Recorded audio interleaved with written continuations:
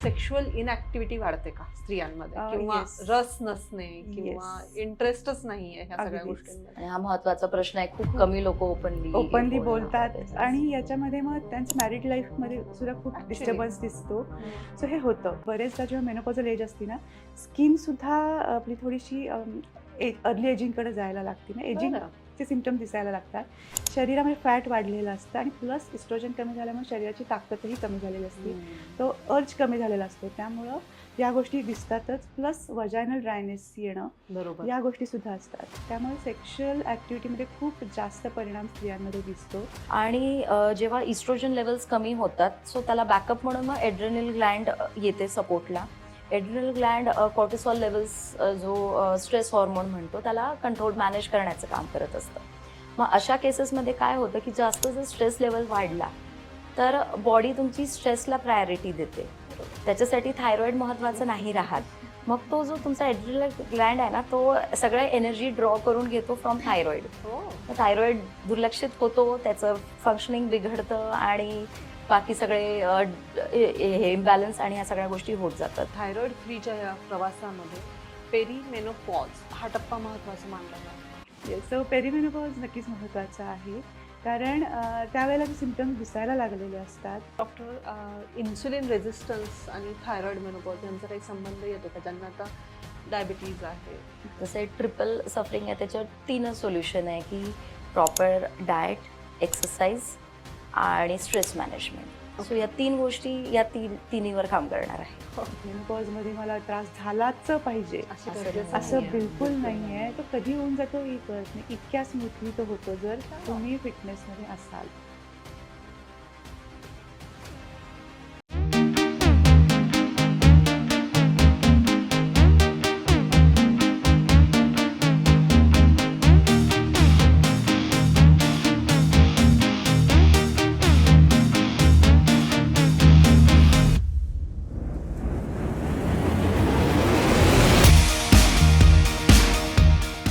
तर मेनोपॉज म्हणजे शरीराकडे लक्ष देण्याची गरज आहे का, की नुसता सहन करण्याचा टप्पा आहे? ह्या गोष्टींचा विचार करणं तेवढाच गरजेचं आहे.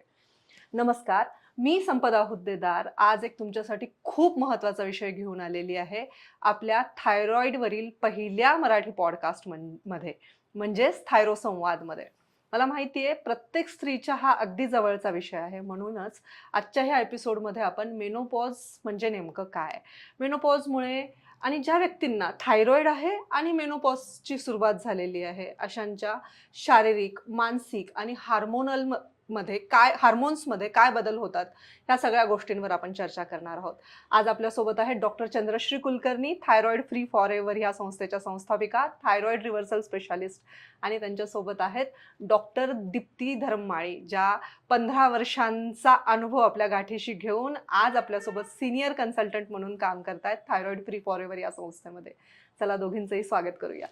तुमच्या दोघींचंही खूप खूप स्वागत.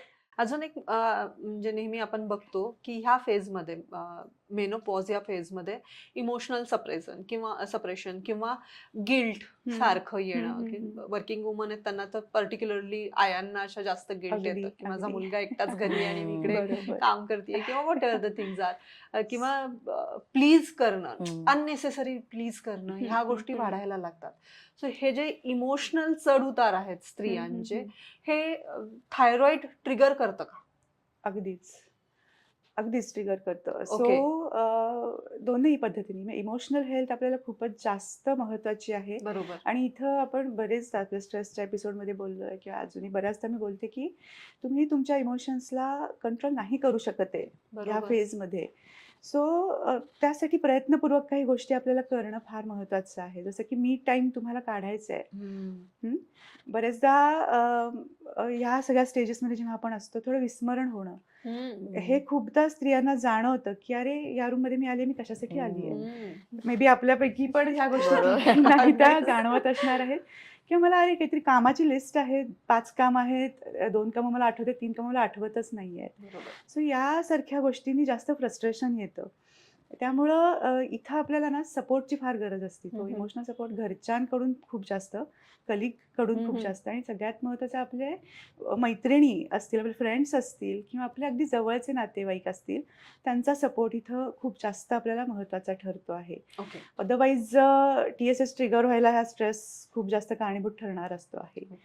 तो ही हेल्थ आणि हा सपोर्ट आपल्याला शोधणं गरजेचं आहे. आणि जसं मी म्हणते की स्त्रिया इमोशनल असतातच, त्यांचा तो एक इमोशनल कनेक्ट असतो, त्यांचा एक परिवार असतो, त्यांचा बरोबर. जवळचा एक. सो तुम्ही तिथं एक्सप्रेस होणं, हम्म. तुमच्या इमोशन्सना वाट करून देणं आणि ॲक्च्युली जे प्रॉब्लेम्स तुम्हाला जाणवत आहेत ते बोलणं, बरोबर आहे. हे फार महत्त्वाचं असतं. बरेचदा आपण त्या सप्रेशन्समध्ये जातो की मला हे होतंय, हे काहीतरी त्रास होतो आहे.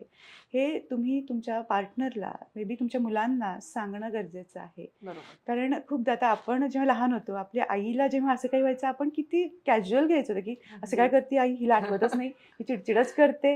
ह्या गोष्टी आपण केलेल्या आहेत, केलेलं नाहीच नाही, पण ते म्हणजे अननोईंगली आणि केलेलं एवढी आहे. छोटी गोष्ट आहे का चिडतीये, का कारण चिडती नसताना आहे. असं होतं. सो आताची मुलं स्मार्ट आहेत आणि जनरली जेव्हा आपण 40शी मध्ये मेनोपॉझल एजमध्ये असतो, मुलं टीनेजमध्ये असतात. बरोबर. सो त्यांना आपण योग्य पद्धतीने सांगितलं की नाही, मग मला गरज आहे या काही गोष्टींची, तिला तिचा टाइम हवा आहे, तिला तिची रेस्ट हवी आहे.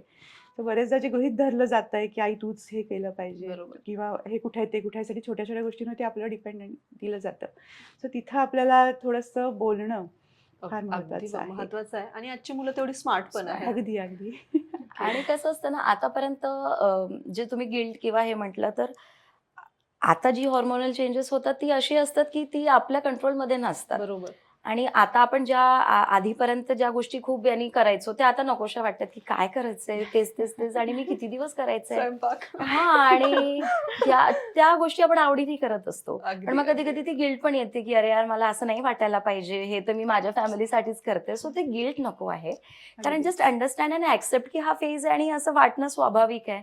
म्हटलं की सप्रेस्ड इमोशन्स नको, स्वतःचे फिलिंग्स ओळखायला यायला पाहिजे आणि बोलायला पाहिजे की तुम्हाला काय त्रास होतो आहे खरंय. हे सांगणं गरजेचं आहे. आणि त्याही पलीकडे की इतरांनी पण थोडं समजून घेतलं तर घ्यायला खूप पाहिजे. चांगलं आहे. खूप कारण आणि आजकालची पिढी जास्त समजूतदार आहे. पार्टनर सुद्धा म्हणायला हरकत नाही. मे बी आपल्या हा. एज मधलेही बऱ्यापैकी हो, हो. समजूतदार आहे. त्यांना समजूतदार माहिती आहेत काही गोष्टी आणि ते समजून घेऊ शकतात. आणि ह्याच्या पुढची पिढी आपल्याला घडवायची आहे. हम्म. जर स्त्रियांची हेल्थ योग्य पद्धतीने राहिली पाहिजे इथून पुढेही, तर मुलांना आपल्याला त्या हा पद्धतीने मोकळा संवाद एज्युकेशन असणं देणं गरजेचं आणि गरजेचं ती आहे. माहिती देणं महत्वाचं आहे. कारण आपल्याला पण माहिती नाही, म्हणजे किती जणांना माहिती नसेल की आपल्या हो. आईचे पण मेनोपॉज कधी झाला, अगदी. आपल्याला माहिती पण करेक्ट नसतं. करेक्ट. खरंच आणि खरंच. आजकालची मुलं नक्कीच स्मार्ट आहे.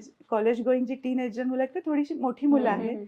त्यांना ही जाणीव आहे. मुलींना बरोबर. काही त्रास होतो किंवा काही गोष्टींमध्ये त्यांच्या बरोबर, बदल होत असतात, बरोबर. त्यांना ती सपोर्टची गरज आहे. सो बरोबर. हा चांगला बदल सुद्धा होताना दिसतोय. बरेचदा या पिढीला थोडंसं नावं ठेवली जातात की ते इमोशनल नाहीये, त्यांना काही कळतच नाही, त्यांची काही जाणीवच नसते. पण खूपदा काही ह्या बाबतीत गोष्टीत असं अवेअरनेस आहे. Awareness खूप जास्त आहे. अवेअरनेस आहे Yes. आणि ते Accept. महत्वाचं आहे. हा चांगला बदल Accepted. होतोय. अगदी अगदी बरोबर. आता ह्या थायरॉइड आणि मेनोपॉज मध्ये हॉट फ्लशेस ह्याचं तुम्ही कसं डिफरन्शिएट कराल? म्हणजे Okay. रेग्युलर हॉट फ्लशेस आणि ह्या फेज मधले हॉट फ्लशेस याचं Okay. काही फरक आहे का बेसिकली? जनरली कसं हॉट फ्लशेस म्हटलं की ते मेनोपॉज किंवा पिरियड्स इरेग्युलर आहेत त्या फेजमध्ये होते किंवा थायरॉइडमध्ये पण होताना दिसतं असं म्हणतो. पण जनरली जेव्हा या एजमधल्या स्त्रिया आपल्याकडे येतात ना, एक 20%च स्त्रिया आहेत ज्या हॉट फ्लशेसची कंप्लेंट करतात. बरं. कारण पर्टिक्युलरली थोडंसं ना हायपर थायरॉइडिझमचे जे पेशंट असतात त्यांना हा त्रास थोडा जास्त जाणवतो. बरं. हॉट फ्लशेस म्हणजे काय की अचानक गरम होतं आहे, घाम येतो आहे. म्हणजे बरेचदा आजूबाजूचे लोक स्वेटर घालूनही बसलेले असतात, पण ही स्त्री घामेघूम झालेली असते. मग तिला एसीच लावला पाहिजे, फॅन पाहिजे किंवा अगदी जाऊन फ्रीज उघडून मला तो थंडावा पाहिजे. इतक्या प्रमाणात सुद्धा हे हॉट फ्लशेस ह्या हॉर्मोनल चेंजेसमुळे होताना दिसतात. ओके. सो याचमध्ये अजून एक स्टेज म्हणजे की रात्री झोपल्यानंतर स्वेटिंग होणं खूप जास्त पद्धतीने, हे पण थोडंसं हॉट फ्लशेसचंच लक्षण नक्कीच आहे. व्हाईट डिस्चार्ज पण ह्यात येतो?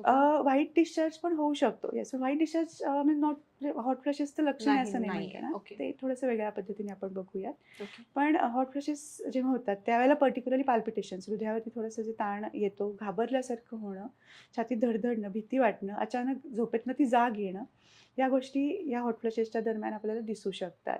आणि ही फेज अगदी थोड्या वेळासाठीच असते बरं का, म्हणजे थोड्या वेळ जाणवतं आणि नंतर ती फेज जेव्हा कमी होते थंडी वाजायला लागते. बरं. सो इतका ड्रास्टिक चेंज होतो आणि थायरॉइडमध्ये हे हॉर्मोनल इरेग्युलेशन असतं, आपण आपल्या हिवाळ्याच्या प्रोटोकॉलमध्ये Episodeमध्ये बोललो बघितलंय. आहोत. सो हे होतं थायरॉइड आणि मेनोपॉज दोनही स्टेजमध्ये या सिम्पटम्सना पेशंट सफर होतात. ओके. आत्ता आपण जसं म्हणाले, ह्यांनी एक उदाहरण दिलं होतं की विस्मरण ह्या फेजमध्ये जास्त जाणवतं. Okay. So brain fog brain फॉगच म्हणता येईल ना ह्या गोष्टीला. ओके. सो तुम्ही प्लीज एकदा एक्सप्लेन कराल का आपल्या ऑडियन्ससाठी की ब्रेन फॉग म्हणजे काय आणि थायरॉइड आणि मेनोपॉज मध्ये तो कसा जाणवतो? ब्रेन फॉग इज जसं याने सांगितलं की विसरभोळेपणा, की हम्म. एखादा काहीतरी आपण करायला जातो, फॉर एक्झाम्पल कपाट उघडतो आणि लक्षातच येत नाही की आपल्याला काय कशासाठी घ्यायचंय? आलो आपण. आणि दुसरी गोष्ट की शब्द आठवत नाही पटकन, अरे हो. याला हे काय म्हणतात काय, असं ते होतं खूप वेळ आणि ते फ्रिक्वेन्सी वाढत जाते त्याची. सो हे का होतं ना, कारण इस्ट्रोजन आणि थायरॉइड हॉर्मोन्स हे दोन्ही ब्रेनच्या फंक्शनिंगसाठी खूप इम्पॉर्टंट असतात. बर. आणि मेनोपॉजमध्ये हे दोन्हीही इम्बॅलन्स होतात किंवा कमी साईडला जातात. सो डिरेक्टली त्याचा तुमच्या कॉग्नेटिव्ह याच्यावर cognitive in the sense learning किंवा समज जी असते त्याच्यात फरक पडतो. बर. सो अशा याच्यात मग तो जास्त तीव्रतेने तुम्हाला तो दिसायला लागतो. ओके. आणि जसं म्हणलं की दोन्ही हॉर्मोन ब्रेनला इम्पॉर्टंट आहे आणि थायरॉइड मेनोपॉज असेल आणि थायरॉइड असेल तर तो जास्त प्रमाणात कधी कधी तुम्हाला त्या केसेसमध्ये दिसतो. ओके. सो ते कॉर्टिसॉल आणि या लेवल्सला पण डिस्टर्बन्स झाल्यामुळे पण या गोष्टी होऊ या शकतात ना, बरोबर, हा स्ट्रेस आणि कारण ओके. म्हणजे ब्रेन आंधळ असतं, त्याला नाही समजत. तुम्ही जसं त्याला रिस्पॉन्ड देणार तसा तो स्टिम्युलस जाणार. स्ट्रेस आहे तर मग त्याला वाटणार की नाही मग आता स्ट्रेसच आहे. सो ते it is simple for brain, पण ओके. आपल्यासाठी ते कॉम्प्लिकेटेड असतं. ओके. असं म्हणतात की मेनोपॉज मध्ये रक्तस्राव जास्त होतो शेवटच्या हो, हो, टप्प्यांमध्ये. हो. तर थायरॉइड असणाऱ्या स्त्रियांमध्ये पण सेम लक्षणं दिसतात का की ह्यांना जनरल म्हणजे जनरल स्त्रियांपेक्षा जास्त त्रास होतो असं काही आहे? नाही, दोन्ही केसमध्ये म्हणजे फक्त हेवी फ्लो होईल इतकंच नाही, दोन्ही केसमध्ये आपल्याला मे बी कमी फ्लो होणं आहे हेही दिसू शकतं. बरेचदा पिरियड्स डिले होणं हेही दोन्ही केसमध्ये दिसतं, किंवा 8-15 दिवसांनी पिरियड्स येणं हेही दिसू शकतं, किंवा पिरियड्स आल्यानंतर आधी तुमची सायकल 4-5 दिवसाची आहे, ती 15 दिवस तुम्हाला ब्लिडिंग होत आहे, ही फेज पण आहे.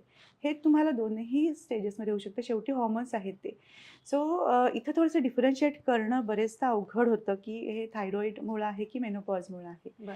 सो आपल्याला थोड्याशा बाकी मग ब्लड रिपोर्ट्स असतील किंवा इतर काही सिम्प्टमॅटिक गोष्टी असतील, तेही आपल्याला आयडेंटिफाय करणं गरजेचं आहे, की एक्झॅक्टली हे कशामुळं होतं आहे. ओके.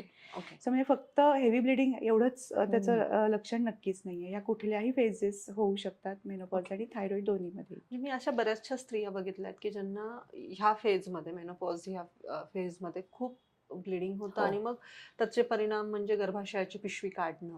हो. तर मग थायरॉइड मध्ये पण असं जाणवतं का स्त्रियांमध्ये? नॉट पिशवी नेसेसरी काढावीच लागते का?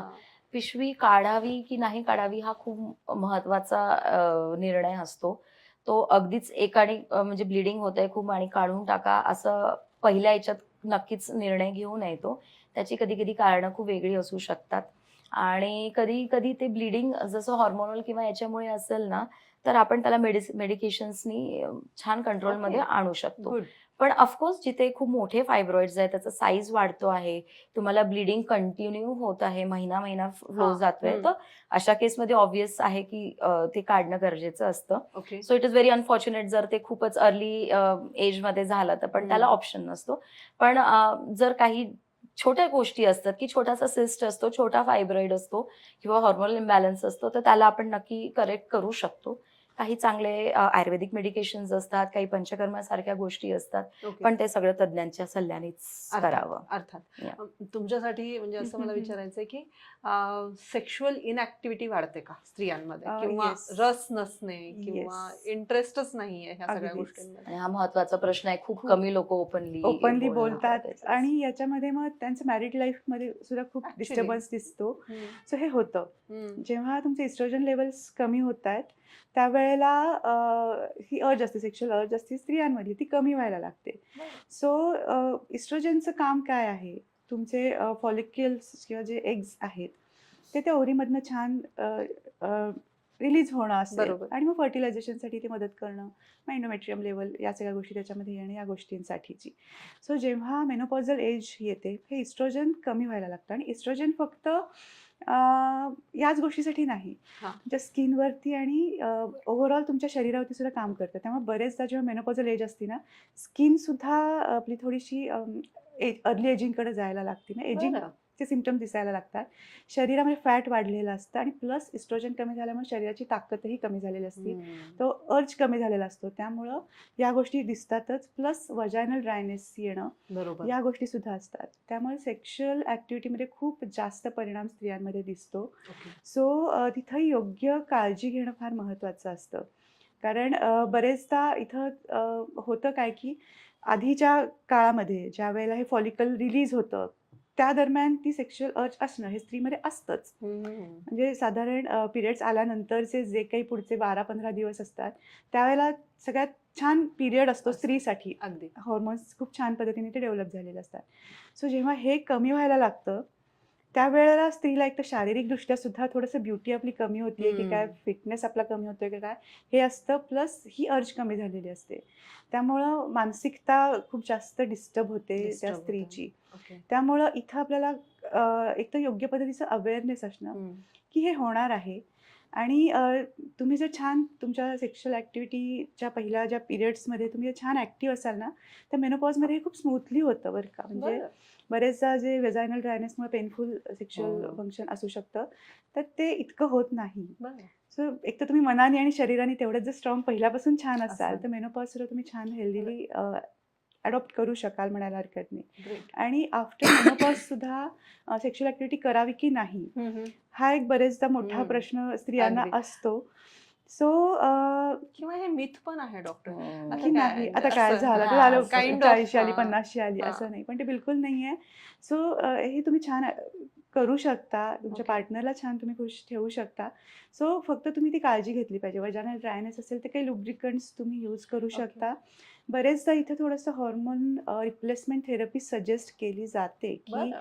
हे सगळे सिम्पटम्स कमी व्हावे, तुमची ब्युटी टिकून राहावी यासाठी. हम्म. पण जनरली याच्याकडे दुर्लक्षच केलं जातं. दुर्लक्ष नाही का जाऊ नये. म्हणजे कुठल्याही हॉर्मोन रिप्लेसमेंट थेरपीसाठी काही टॅबलेट्सवरती न जाता आपल्याला हे सिम्पटमॅटिक गोष्टी नॅचरली कशा कमी करता येतील आणि या गोष्टी आपण कशा योग्य पद्धतीने एन्जॉय करू शकू, याच्याकडे फोकस असणं गरजेचं आहे. जेव्हा हॉर्मोनल रिप्लेसमेंट थेरपी किंवा HRT म्हणतो आपण त्याला, ती जर तुम्हाला करायचीच असेल ना, तर ती मेनोपॉज नंतर करून पण उपयोग नसतो. त्याचा फायदाही होत नाही. उलट ते तुम्ही मेडिसिनवर डिपेंडंट झालात तर त्याचे दुष्परिणामच होणार आहेत. सो तुम्हाला जर करायचे असेल तर ते पेरिमेनोपॉजच्या स्टेजमध्ये तुम्ही ती हॉर्मोन रिप्लेसमेंट थेरपी तज्ज्ञ डॉक्टरांच्या सल्ल्याने गरज असेल तरच करणं गरजेचं आहे. अदरवाईज आपण त्या गोष्टींना टाळणंच सांगणार आहोत. तुमच्या त्यामुळं ही फार महत्त्वाची गोष्ट आहे की आफ्टर मेनोपॉज सुद्धा तुमची सेक्स लाईफ खूप छान तुम्ही डेव्हलप करू शकता. ओके. ग्रेट. तुमच्याकडे अशा काही केसेस येतात का, पेशंट्स येतात का, स्त्रिया पर्टिक्युलरली जी ही तक्रार घेऊन येतात की माझा इंटरेस्ट हो. कमी झालाय, तेवढ्या हो. ओपन आहेत का म्हणजे अगदी बोलतात? अगदी आहे. होय. आता आहेत. Being a okay. Lady doctor may be आहे किंवा गायनॅककडे सुद्धा बऱ्याचशा स्त्रिया ओपन अप होतात. ओके. पण हे होतं आणि खूपदा येतात. आणि जसं मी आय थिंक आपल्या प्रेग्नन्सीच्या ह्याच्यामध्ये पण सांगितलं होतं की ॲक्च्युअली तिच्या प्रेग्नन्सी एजमध्ये सुद्धा थायरॉईड जर वर्सन कंडिशनमध्ये असेल तर ह्या फेजला ती सफर करत असते की सेक्शुअल इंटरेस्टच नाही आहे वगैरे. सो तेव्हा तर आपल्याला खूप जास्त चांगली काळजी घ्यायला लागते त्या स्त्रीच्या मानसिकतेची आणि शारीरिक दोन्ही दृष्ट्या. आणि मेनोपॉझल एजमध्ये सुद्धा खूपशा पेशंट्स अशा येतात. ओके.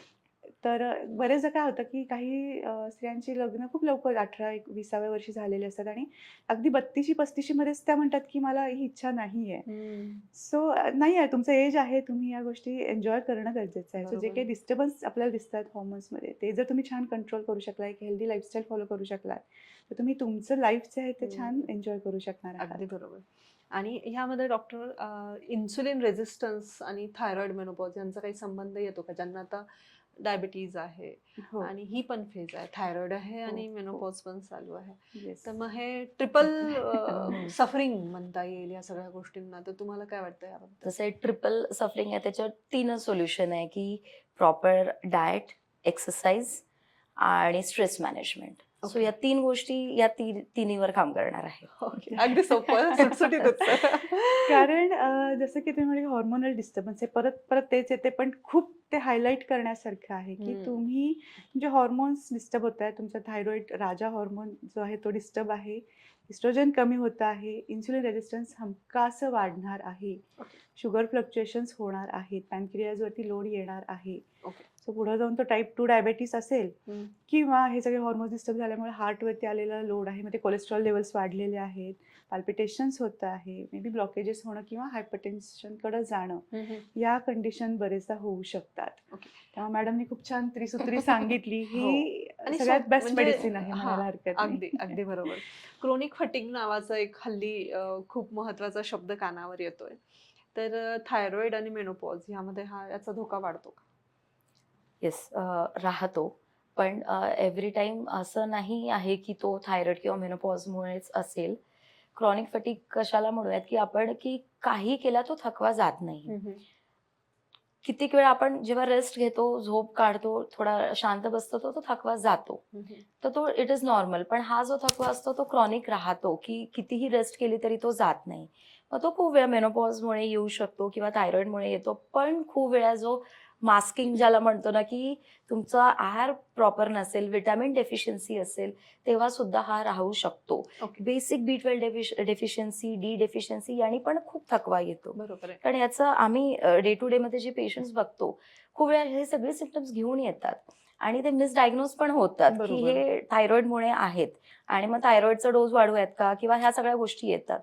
पण आम्ही जेव्हा बेसिक आम्ही कामच त्यावर करतो की तुमच्या मूळ कारणावर काम करायचं आहे, तर डाएटमध्ये चेंजेस केले, डाएट सुधारला की सिम्पटम्स आपोआप कमी होत जातात. ओके, सो हे फक्त थोडंसं बघणं गरजेचं आहे की तो थकवा कशाने येतो. ओके, सांगा प्रॉपर डाएट.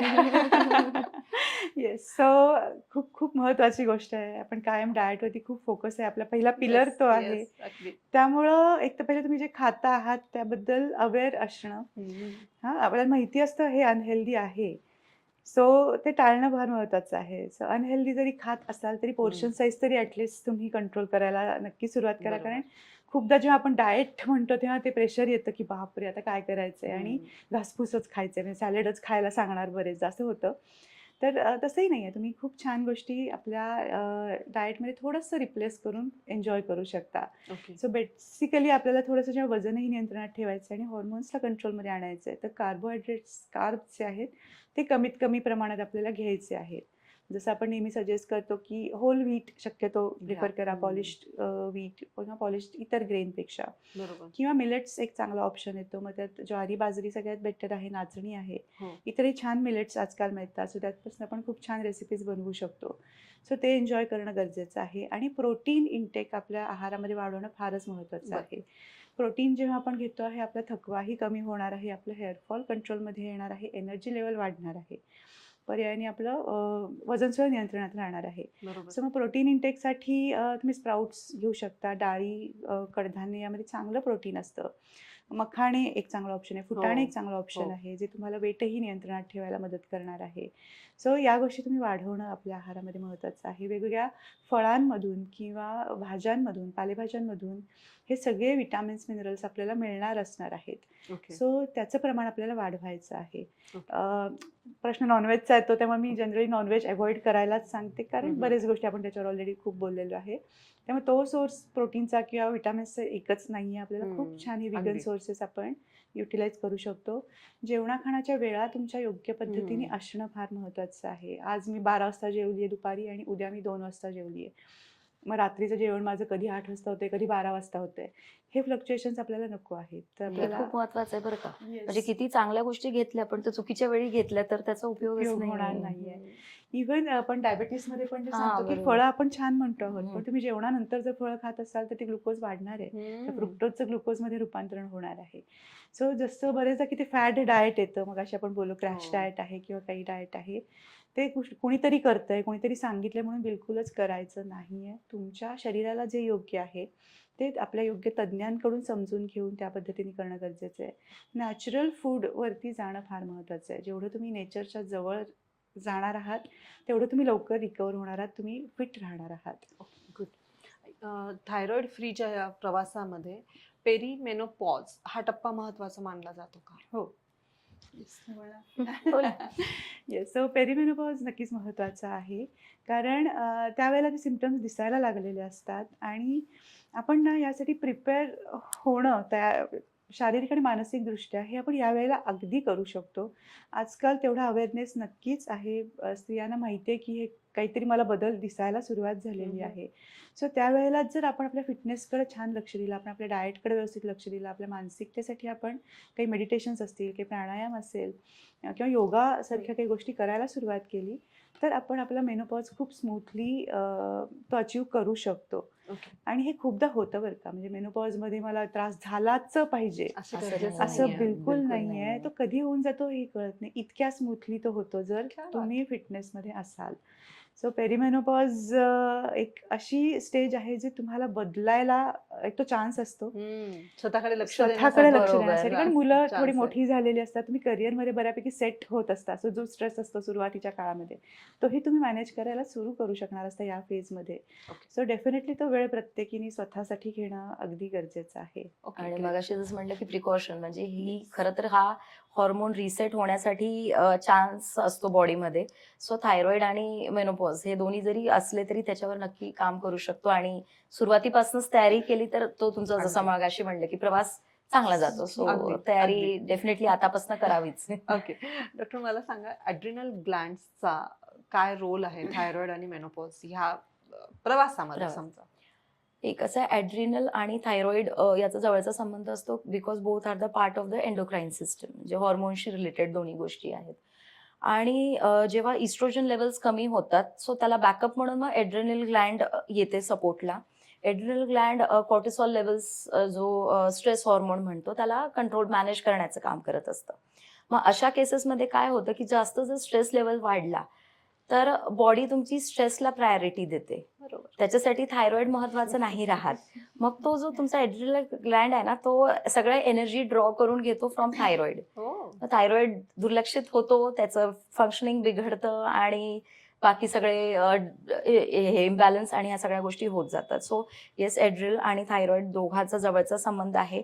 कारण जर एड्रिनलने टेक ओव्हर केलं की मग थायरॉइड पूर्णपणे पॉज मोडवर येऊन जातो. ओके. ओके. हे जेव्हा कॉर्टिसॉल लेवल्स जेव्हा वाढतात ना त्यावेळेला आपण स्ट्रेस मॅनेज नाही करू नाही शकत. करू शकत. स्ट्रेस वाढतो, स्ट्रेस हॉर्मोनच आहे तो कॉर्टिसॉल. बरोबर. सो मग कुठल्याही पद्धतीचं अगदी छोट्या छोट्या गोष्टींचं प्रेशर यायला लागणं, इमोशनल व्हायला लागणं, या गोष्टी मग पुन्हा थायरॉइडला ट्रिगर करतात. थायरॉइड ट्रिगर झाला की पुन्हा तुमच्या Circle फिमेल असेल सेक्स ही. हॉर्मोन्सवरती सुद्धा तो परिणाम होतोच आहे. त्यामुळं हो. दोन्ही गोष्टींना आपल्याला बॅलन्स अगदी फार अगदी महत्वाचं बरोबर. आहे करणं. ते ह्यामध्ये जेव्हा हे बॅलन्स आता तुम्ही म्हणताय, तर यामध्ये मग आपल्याला बॅलन्स करायचा असेल, ही फेज पण सुरळीत चालू असू देत मेनोपॉजची आणि तुमचं थायरॉइड पण. मग ह्यामध्ये जर मेडिसिन्सचे डोसेस वाढवले तर मग ही चांगलं लक्षण आहे का हे वाईट लक्षण आहे की धोक्याचं लक्षण? मेडिसिन कुठलंही असलं जास्त काळ घेणं आणि जास्त घेणं हे वाईटच आहे. जिथे गरज असते तिथे वाढवण्याची डेफिनेटली गरज आहे, जिथे आवश्यकता असते. पण यासाठी म्हणून आम्ही सांगतो की जास्त फ्लक्च्युएशन्स असतील तर 3-3 महिन्यांनी आम्ही चेक करायला सांगतो. स्टेबल असेल तर ठीक आहे 6 महिन्यांनी आपण करू शकतो. पण डोस वाढवणं हे नक्कीच it is not a good sign. Okay. आणि हेच इंडिकेट होते की सेन्सिटिव्हिटी सेल्सची तुमची तितकीच कमी झालेली आहे.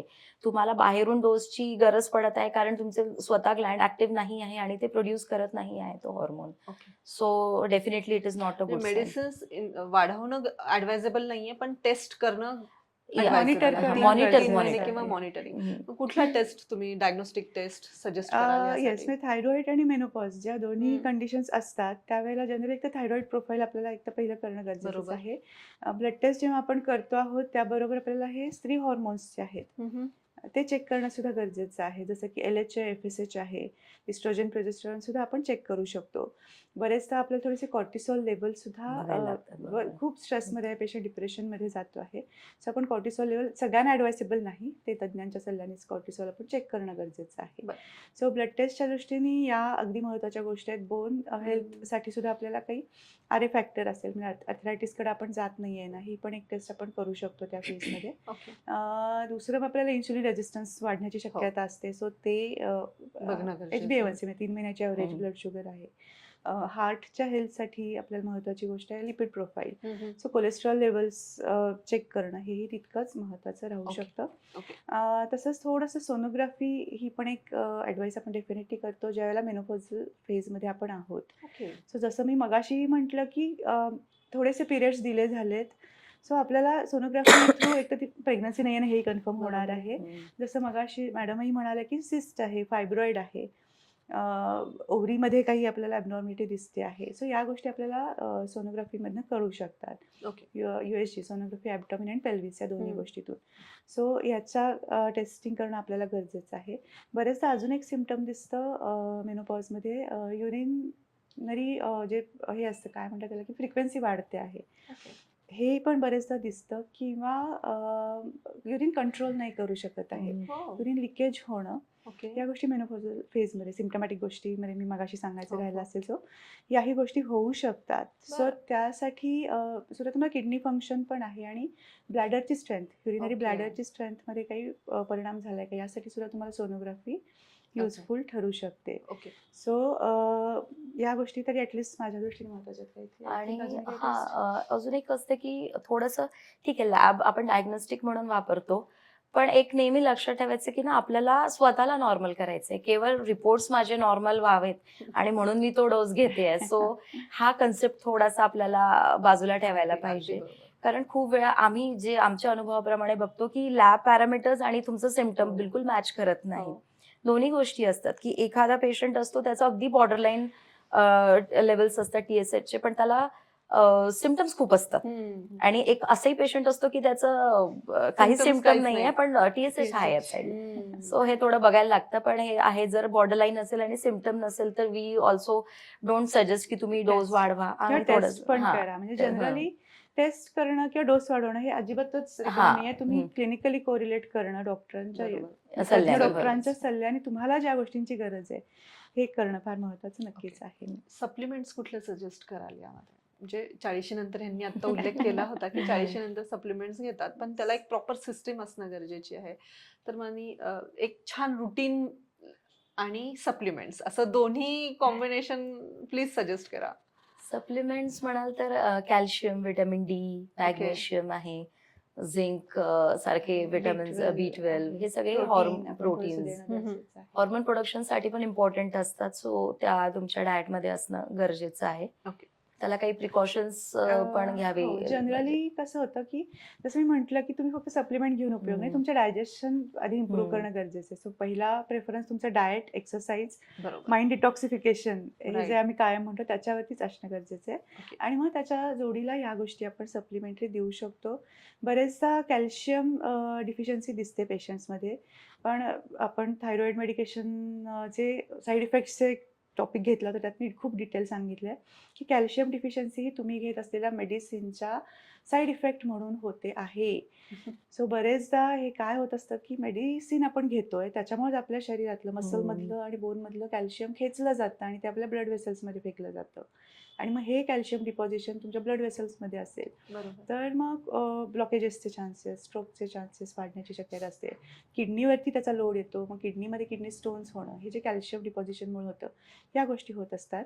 आणि खूपदा आपल्याला फक्त कॅल्शियम डिफिशियन्सी दिसते म्हणून मेडिकेशन सप्लिमेंट्स ते दिलं जातं. अगदी.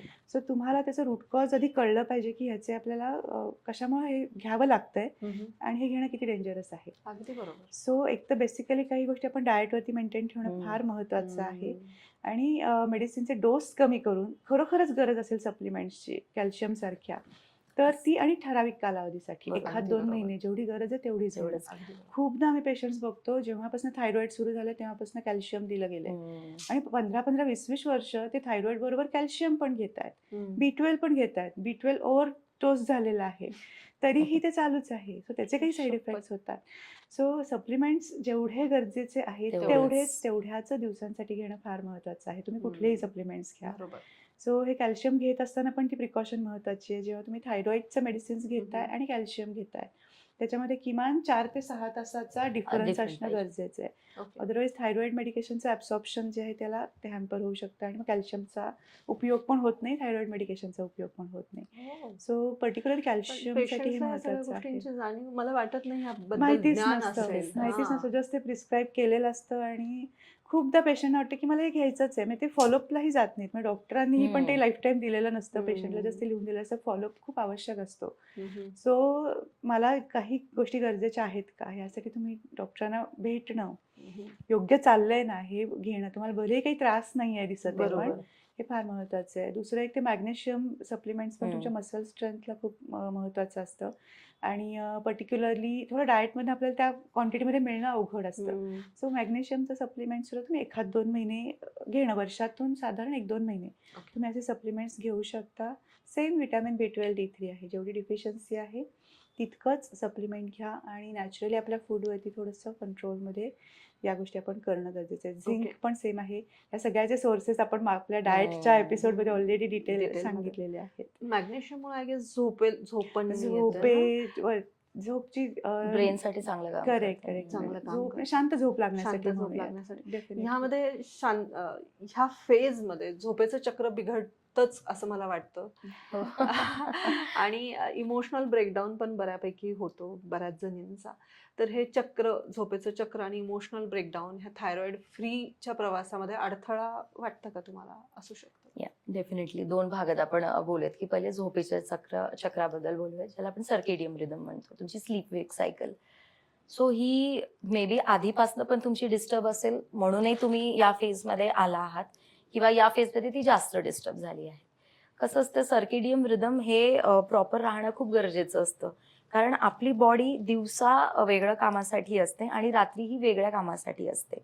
जर तुम्ही त्या वेळेस त्या गोष्टींना प्रायोरिटी नाही दिली किंवा त्यावेळेस ते गोष्टी नाही झाल्यात, तर ते पूर्ण किओटिक सिच्युएशन बॉडीमध्ये होतं. आणि बरं, हे एका दिवसाने नाही, हे कंटिन्यू जेव्हा होत राहतं तेव्हा बॉडी कन्फ्युज स्टेटमध्ये जातं. आणि असं नाही की याला आपण सुधारू शकत नाही, डेफिनेटली सुधारू शकतो. आता वी कॅन अंडरस्टँड की आता तुमचे जॉब्स आणि याच्यामुळे असं असतं, तर ठीक आहे, आपण काय त्याला हेल्प करू शकत नाही, पण त्याला डेफिनेटली आपण रिसेट नक्की करू शकतो, तुमचं बायोलॉजिकल क्लॉक ज्याला म्हणतो, की ॲटलिस्ट तुम्ही दिवसातनं सकाळचे 15-20 मिनिटं जी सकाळची ऊन असते त्याच्यात तुम्ही घालवायला पाहिजे. कारण जो सनलाईट असतो तो तुमच्या ब्रेनसाठी खूप चांगला असतो. म्हणजे त्याच्या थ्रू तुमची स्लीप वेक सायकल हे होत असते. तुमच्या ब्रेनमध्ये सेंटर असतं, सुप्रास्कियाझमॅटिक सेंटर ज्याला म्हणतो, ते ऍक्टिव्हेट होत राहतं.